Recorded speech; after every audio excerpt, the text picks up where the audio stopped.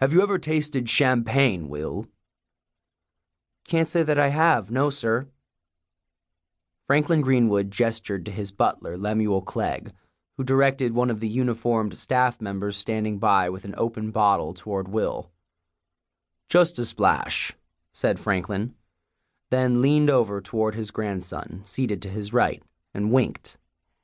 It's not as if we don't have something to celebrate. That's right, sir, said Will. He watched the crystal liquid swirl around the bottom of his glass as the waiter withdrew the bottle. Will raised his drink, imitating his grandfather, and touched the glass to his. To the prophecy, said Franklin. To the prophecy, said Will. He took a sip and grimaced at the bitter bite of the effervescence. Franklin drained his glass in one greedy gulp and held it out for more.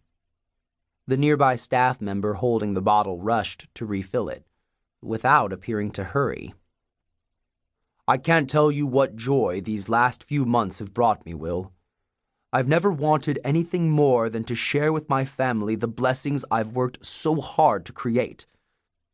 And as you know, for the longest time, I'd given up imagining that would ever be possible. Will nodded sympathetically, forced another small swallow of the frothy swill down his throat, then set down the glass, hoping he could get away with leaving the rest of it untouched. I feel the same way. Will, this time we've spent together has meant more to me than I can even begin to express. Your willingness to listen and learn without judging. Your positive attitude toward our goals. Franklin leaned over and laid a cold hand on top of Will's.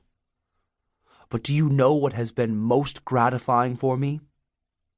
The opportunity to bear witness to your burgeoning talents. Thank you, sir. I can think of no measurable way to assign a value to that. This is a priceless treasure. After so many disappointments in my personal life, I could never have hoped for more. For me, too. Will held his gaze and smiled shyly. Grandfather? Yes, Will? You've told me that as we get to know each other, you wanted nothing more than to gain my trust. That continues to mean more to me than I have words to express. Franklin's voice caught in his throat, choked with emotion. Moisture appeared in his hazy blue eyes. He gulped down another half glass of champagne, then took a pocket square from his crested blue school blazer and dabbed away some tears. You don't have to say anything, Grandpa, and I only hope that, with all you've seen and heard from me these last few weeks, I've gained your trust as well. Yes, of course. Franklin folded and pocketed his handkerchief and smiled benignly. How may I convey that to you, Will?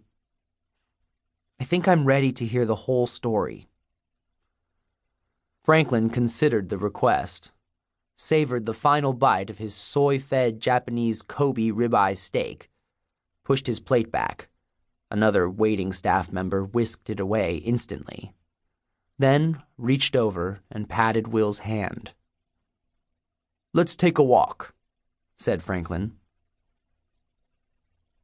They exited the old weather-worn castle out a side door that Will hadn't noticed before, depositing them on the less developed eastern side of the island. The late summer sun hung low in the sky, shadows edging toward evening. Franklin started down a trim graveled path that led through manicured gardens. Will kept exact pace with the old man's long, even strides. I grew up on this island, said Franklin, looking around as they walked. My earliest memories are all enmeshed with this place. These trees, the smells, the water, the magnificent views. Were you born here? Asked Will. Nearby, said Franklin, gesturing vaguely toward the mainland. Father founded the center a few years before I was born. I drew my first breath in the small school infirmary that was part of our original campus. All that's gone now, of course. By the time I was a toddler, Father had purchased the crag and the island from the Cornish family. Everything about the prophecy and our family's involvement with it starts with Ian Cornish. Cornish came to Wisconsin after the Civil War, didn't he? Franklin patted Will's arm. You have been paying attention, haven't you? I figured that's why you wanted me to sort through all those old files up there, said Will, nodding back toward the tower that loomed over the castle's eastern half.